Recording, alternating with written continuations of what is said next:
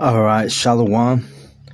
I want to give all the praise, all the glory, all the honor unto Yahweh, Bahashem, Yahweh Shai, Bahashem, Rakah, Kodash. Double honors goes out to the elder apostles of Great Millstone for teaching me the truth. Also, want to acknowledge all the Akyam who are pushing this truth with sincerity throughout the four corners of the earth. In Shalom to the elect of the nation of Israel. This is Shabai from the GMS Denver camp. And through the Spirit, I'm going to go in on Wisdom of Solomon, the 3rd chapter in the Apocrypha. It says, "But the souls of the righteous are in the hand of the Most High, and there shall no torment touch them." All right, so the righteous being the elect, the reason why that we're not tormented is because of our foundation is Yahweh Bashem Yahushai. In Lord's will, I'm part of the elect. We refer to ourselves as the hopeful elect. But the thing is we have the Comforter. So when we go through these trials and tribulations, the Comforter is what sustains us. See? It says in verse 2, "In the sight of the unwise, they seem to die, and their departure is taken for misery." Right? People think that, they think that we lost our minds. They think that they feel bad for the men of the Lord, like they'll say, "Oh, I'll pray for you." And they're going to, it's funny because they're going to turn around and pray to Cracker Jesus for us, which we don't want them to do that in the first place, But, the only thing we're focused on is this ministry, this truth, and the sealing of the elect. And that's the only things we're concerned with are the elect. Verse 3, "And they're going from us to be utter destruction, but they are in peace." Right, the elect we're in peace, and what gives us the peace is this ministry, this truth, right? Let me grab a precept real quick. I think it's John 17 or maybe 14. Whoo! Went right to it. John 14 and 16, it says, and you know what? Let me start at the top because I'll bring this out first. John 14 and 1, it says, "Let not your heart be troubled. Ye believe in the Most High, believe also in me." Okay? So our heart is our mind. So we're not supposed to let anything really trouble us in the spirit. No matter what we're going through, no matter what it is, the trials, the tribulation, the tests, dealing with the wicked daily, being around these 2/3 and these heathen, it's this, we know what it is. We take note, we see it, we understand what it is, we understand why things are the way they are. But at the end of the day, we're not to let this place, interrupt our peace. Okay? It says, "And I will pray the Father," in verse 16, "and he shall give you another comforter, that he may abide with you forever, even the Spirit of truth, whom the world cannot receive, because it seeth him not, neither knoweth him. But ye know him, for he dwelleth with you and shall be in you. And I will not leave you comfortless. I will come to you." See? So this ministry, this truth, man, this gives us that solid foundation to, we're not going to feel torment like these other people. We're in peace. Verse 4, it says, "For though they be punished in the sight of men, yet is their hope full of immortality." Okay, and this reminds me of the Maccabees. I think it's First Maccabees chapter 7. Let's go there real quick. Because we're punished in the sight of men, right, on the behalf of our testimony, and we're going to be persecuted on behalf of our testimony. So in the sight of men, it looks bad. It looks like, oh man, these dudes are in for it, right?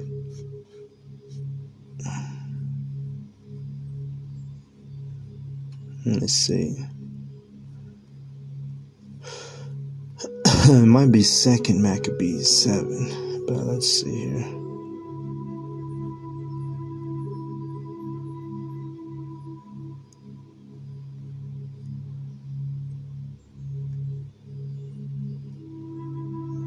But the account that it brought to my mind was in Maccabees, where you had the mother and the 7 sons. They were being tortured by the Greeks, put to death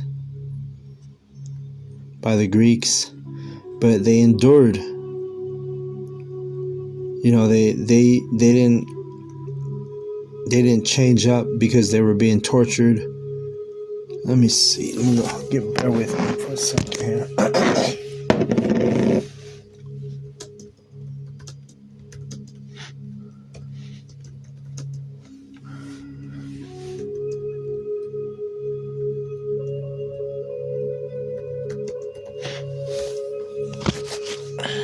Okay, yeah, 2nd Maccabees, Salakia. 2nd Maccabees 7.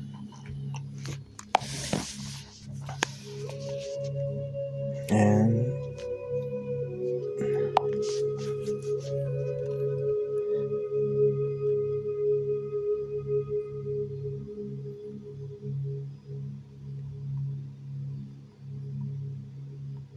so, I'm not going to read the whole chapter, but basically, a mother and 7 sons, they were all put to death in a space of one day. And I'll read it. Let's see. I'll read 13. Well, you know what? I'll read. Shoot. Maybe I should read a little bit of this account here.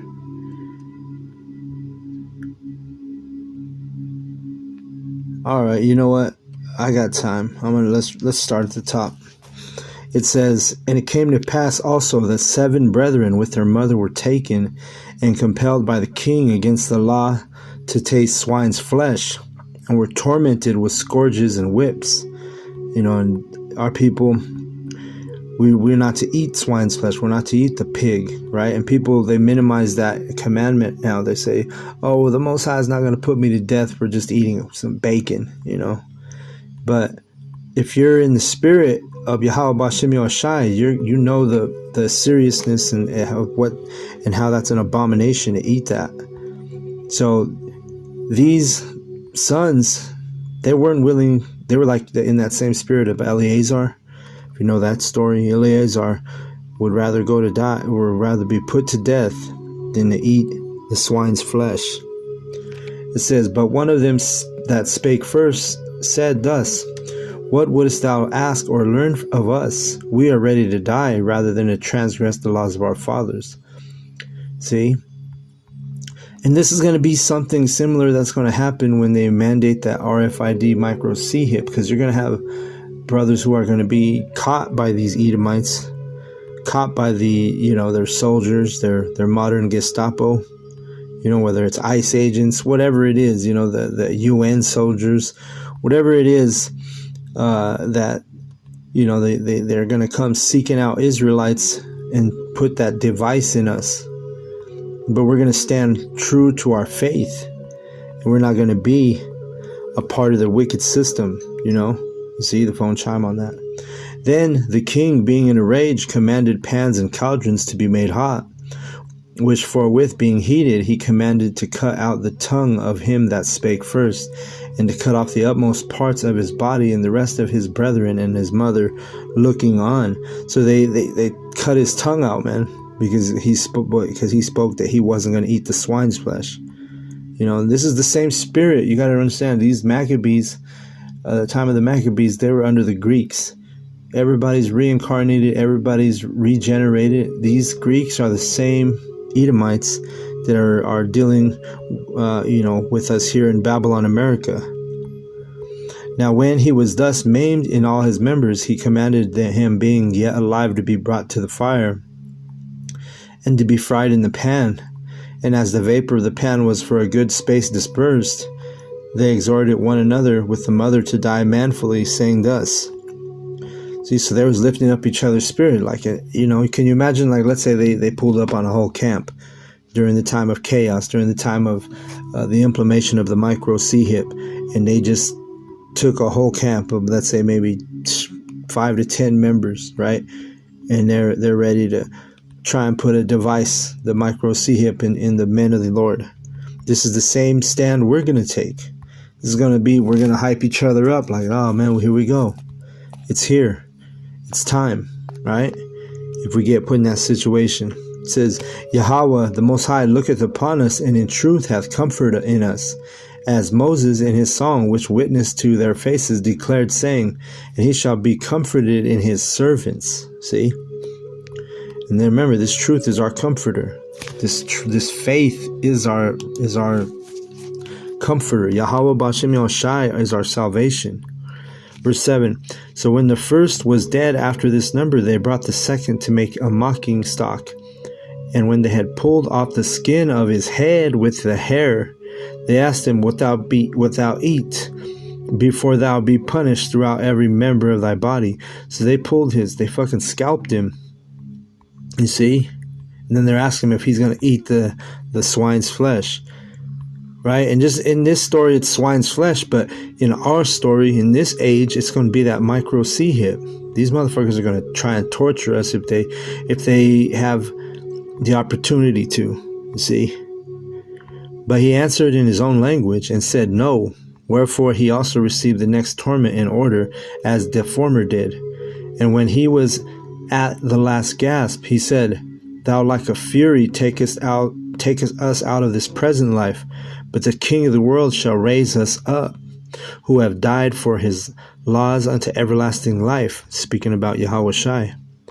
After him was the third made a mocking stock, and when he was required, he put out his tongue, and that right soon, holding forth his hands manfully. See, and that's what it takes. You got to be a man in this ministry. You can't be no little pussy boy, You can't be a little weakling that in the spirit, and you don't have no faith in Yahweh B'Shem Yahushai. You gotta, just like Yahweh Shai was put on that cross manfully, he endured. It's the same spirit that we're gonna need, and we pray to Yahweh B'Shem Yahushai daily that he gives us that spirit of endurance. Okay, and said courageously, These I had from heaven, and for his laws I despised them, and from him I hope to receive them again. Insomuch that the king and they that were with him marveled at the young man's courage, for that he nothing regarded the pains. So the Most High gave him a spirit to where he didn't even feel the pain. See?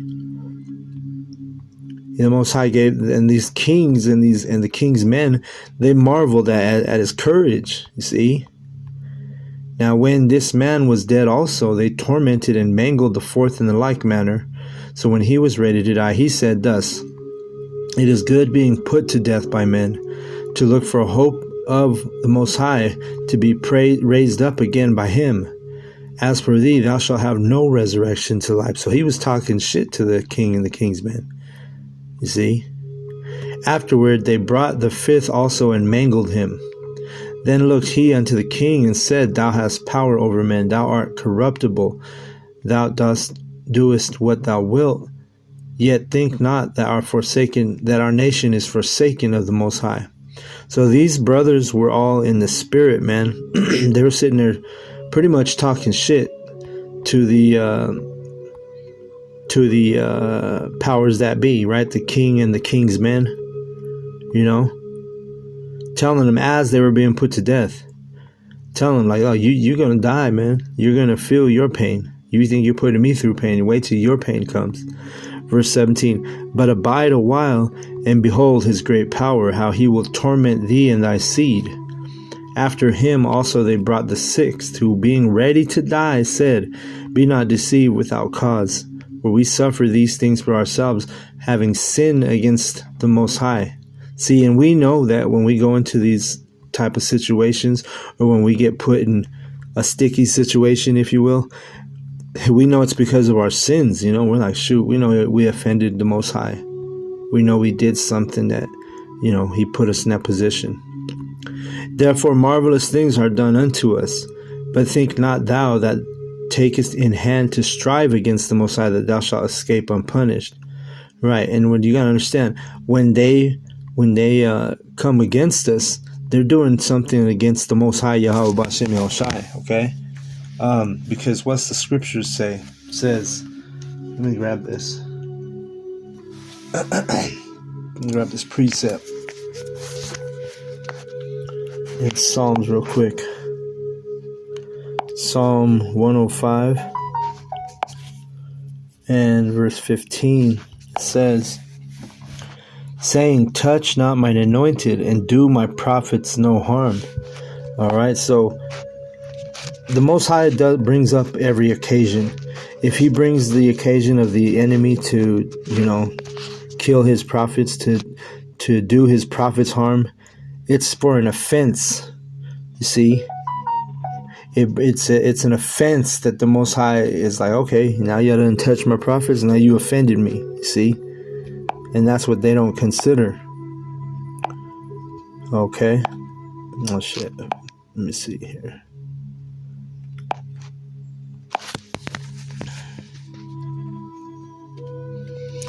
But all these men, these sons of this woman, were all in the spirit and ready, you know, ready to die for this ministry, ready to die for the truth, having no fear when it comes to Esau, Edom. Actually, let's grab that one in Matthew.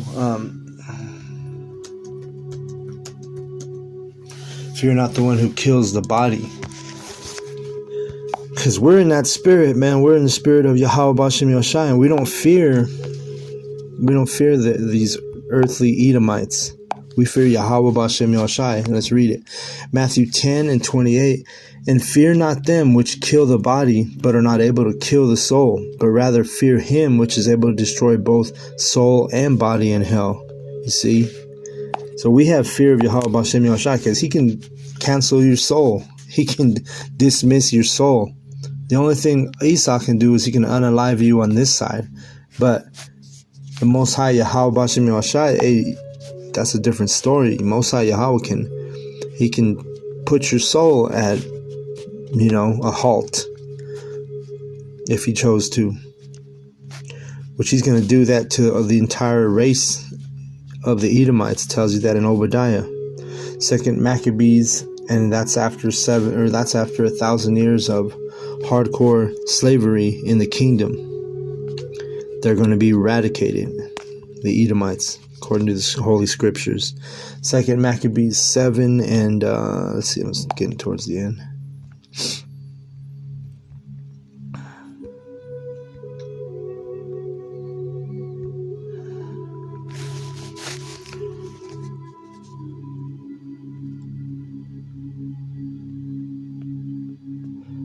Okay, so verse 17, it says, but abide a while, and behold his great power. Now he will torment thee and thy seed. Actually, let me start at 16 again.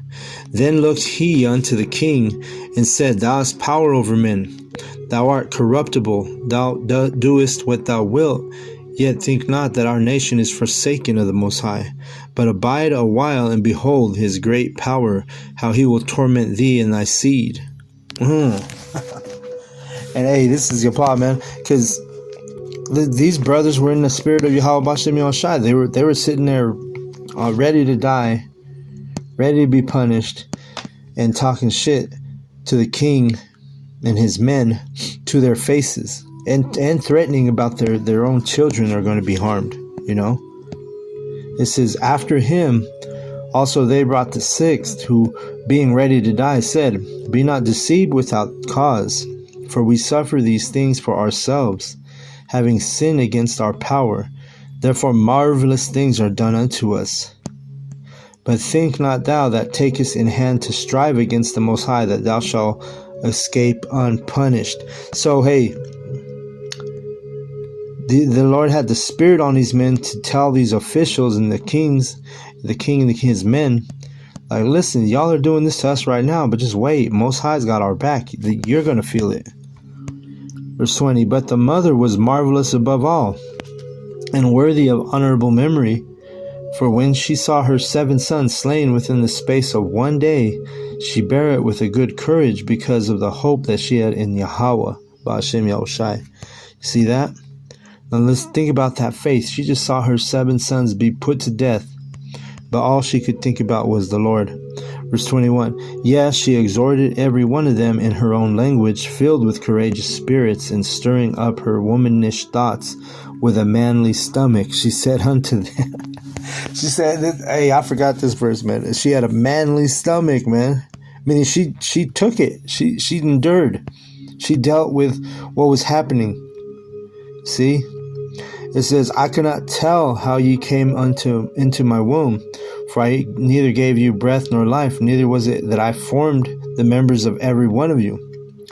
But doubtless the Creator of the world, who formed the generation of man, and found out the beginning of all things, will also of his own mercy give you breath and life again, as ye now regard not your own selves for his law's sake. Right?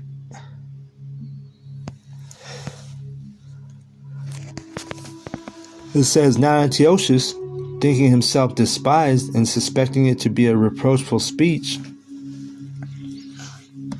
while the youngest was yet alive, did not only exhort him by words, but also assured him that with oaths that he would make him both rich and a happy man if he would turn from his laws of his fathers, and that also he would take for him his friend and trust him with affairs. You see that?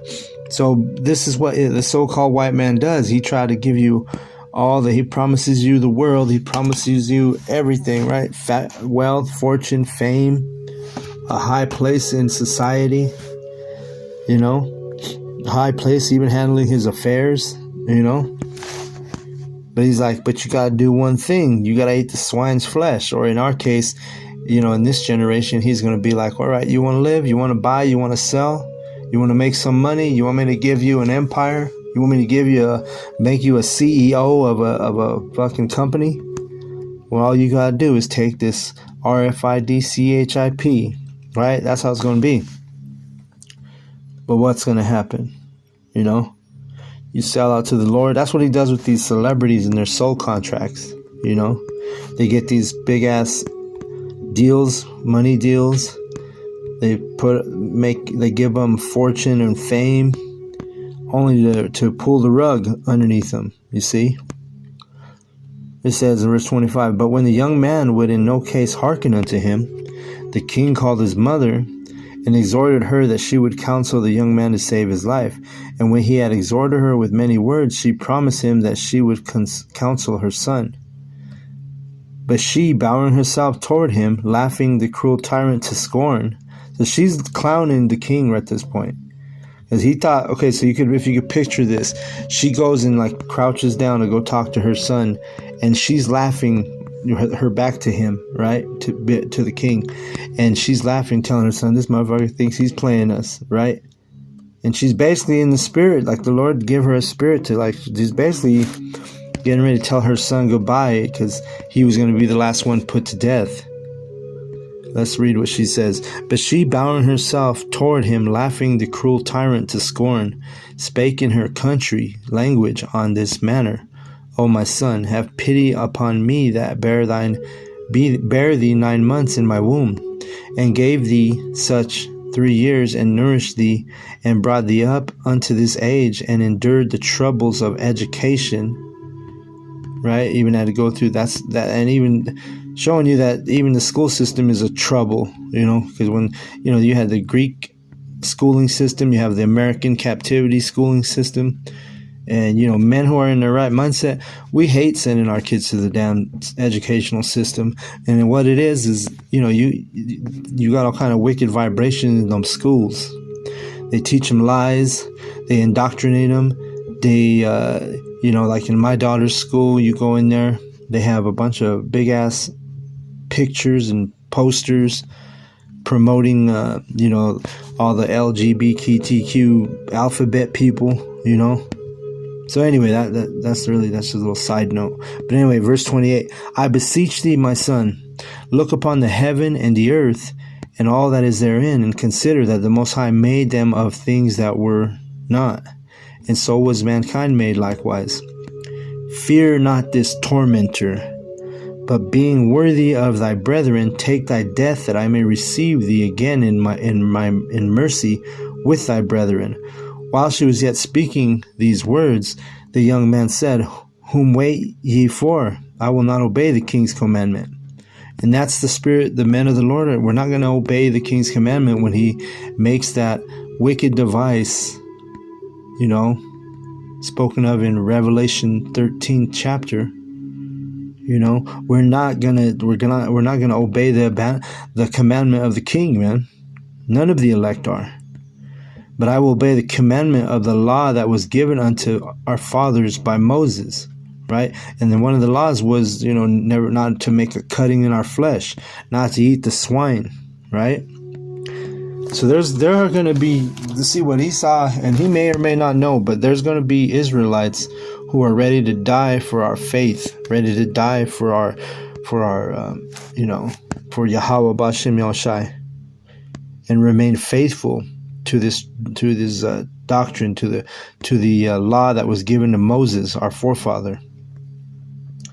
And thou that hast been the author of all mischief against the Hebrews shall not escape the hands of the Most High. And we know that Esau is not going to escape the hands of Yahweh B'Shem Yahushai. For we suffer because of our sins. And when we get in trouble, when we go through things, if you're sincere, you're going to sit there and you're going to know why.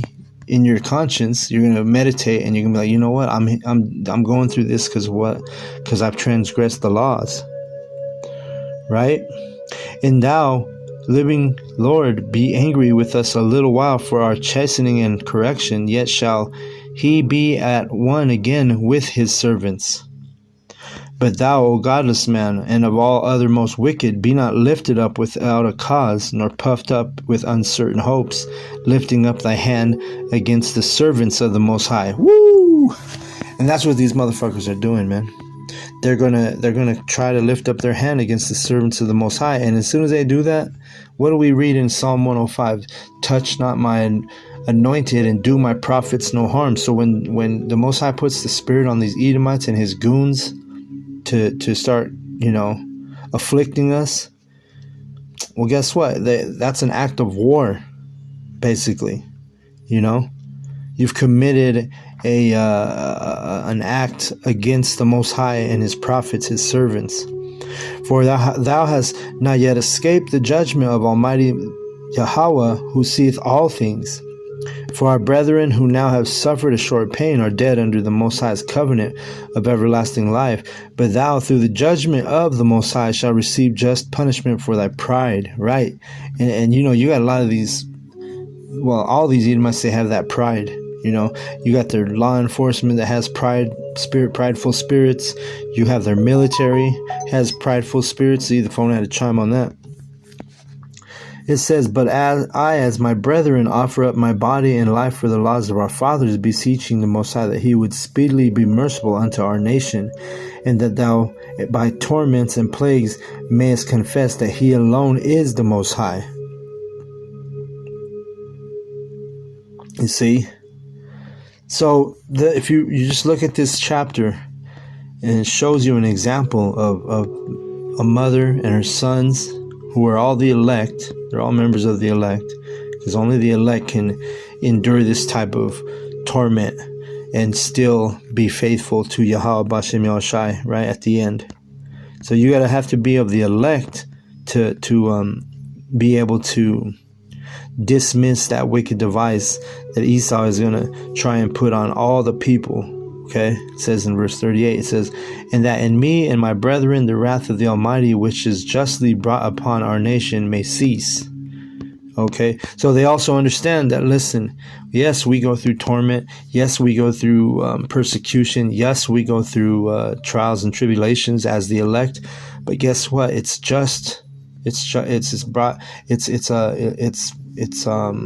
warranted. Because why? Because we're not perfect. We've made sins. We sin daily, you know.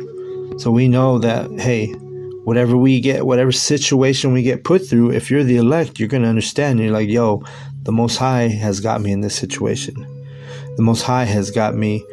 It's to this point where, you know, whatever it is, it don't matter whether you go to jail, whether you get jumped on the street, whatever, right? Whether the soldiers catch up with you and they're trying to force a micro C-hip in your body.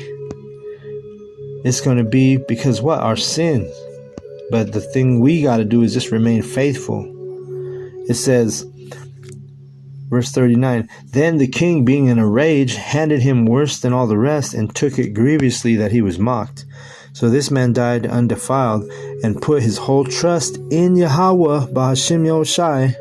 Last of all, after the sons, the mother died. Let this be enough now to have spoken concerning the idolatrous feast and the extreme tortures. See, so you people who think it's okay to do anything and eat anything and break the Most High's laws, you know. Let me read this again. Let this be enough now to have spoken concerning the idolatrous feast and the extreme tortures. So, listen, you want to still go in the way of the heathen? You want to still, defile yourself by eating abominations? By eventually, you're going to defile yourself if you take that micro C-hip and you're an Israelite. You're going to be put to death, man. And and the Most High is going to, He's going to dismiss your ass for a while. You're going to be brought back in the kingdom with a better mindset.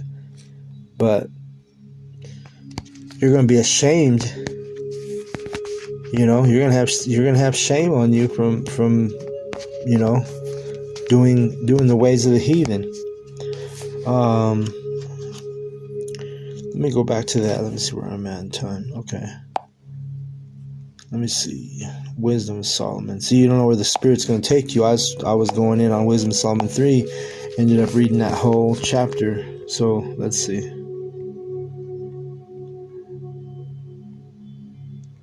Yeah, let's grab this. Keep reading some of this before I close out here. It says, for though they be punished, Wisdom of Solomon 3 and 4, for though they be punished in the sight of men, yet is their hope in full of immortality. You see, and that's that story. That's why I read that story, because they were being punished in the sight of men. It looks like, oh shit, poor that mother and her sons, poor them. But in reality, what was it? They received immortality. They remained faithful, and that's the spirit of the elect. And having been a little chastised, they shall be greatly rewarded, for the Most High proved them and found them worthy for himself. You think that family, them sons and that mother was proven? I think it's safe to say they were. Verse 6, as gold in the furnace hath he tried them, and received them as a burnt offering. And in the time of their visitation they shall shine, and run to and fro like sparks among the stubble. Right? Talking about when we get the spiritual powers, right? Because those brothers, they've been reincarnated. They came back. They may be out here teaching with GMS, or who knows. And remember, when you teach, it says that our words are like fire, and it burns these people up.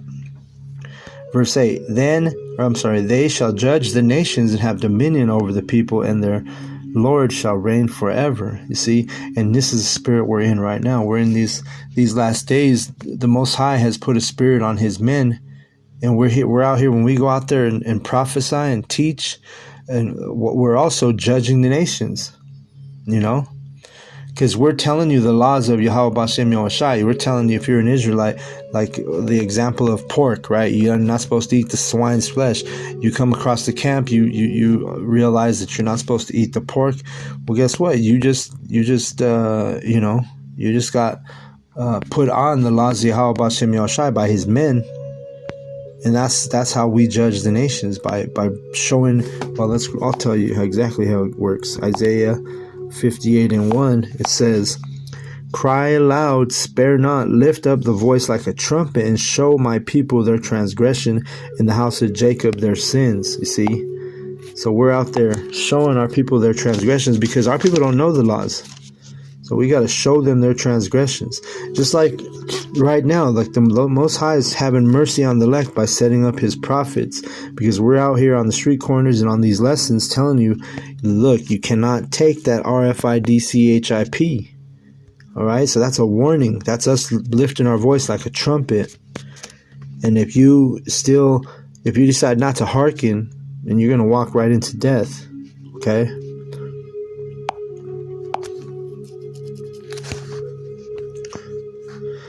It says, "They that put their trust in him shall understand the truth, and such as be faithful in love shall abide with him. For grace and mercy is to his saints, and he hath care for his elect." See that? So he has, the Most High Yahweh B'Shem Yahushai hath care for the elect. Right? He's going to preserve our souls.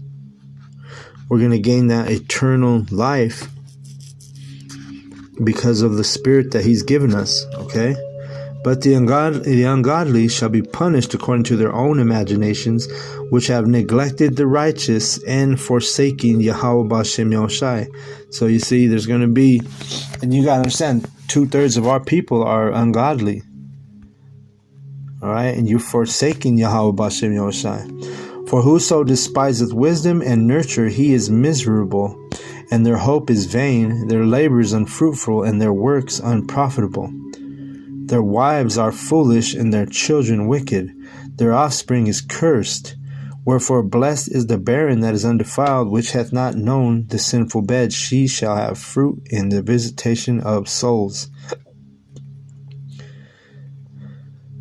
So, that's enough on this chapter. I think the point's been made. The elect are that special portion. And Israel is the elect, the whole nation. But you have the elect of the elect, all right, which are the 1/3 of Israel that's going to receive salvation and not going to die in the missiles, or, we're going to get taken up with salvation. And but there are going to be some members of the elect that have to die, because that's prophecy, and we know that. But if we are one of those members of the elect that has to die before the missiles come, we know that Yahweh B'Shem Yahushai is going to put a spirit of courage on us and a spirit of endurance on us, to where we are in that same spirit, like the brothers and the mother that I just read in 2 Maccabees chapter 7. See, we're going to have that manly spirit, because even the mother, she had that. She said manly. She was like her stomach was like a manly stomach, right? Where she endured it. She had that spirit to endure it after everything they went through in that chapter I just read. So with that, I hope the lesson was edifying. I want to give all the praise, all the glory, all the honor unto Yahweh B'Hashem Yahushai B'Hashem Rakah Kodash. Okay, it's like, yeah. So I want to give all the praise, all the glory, all the honor unto Yahweh B'Hashem Yahushai B'Hashem Rakah Kodash. Double honors goes out to our elder apostles of Great Millstone for teaching me the truth. Also want to acknowledge all the Akyam who are pushing the truth with sincerity throughout the four corners of the earth. Shalom to the elect. Shalom.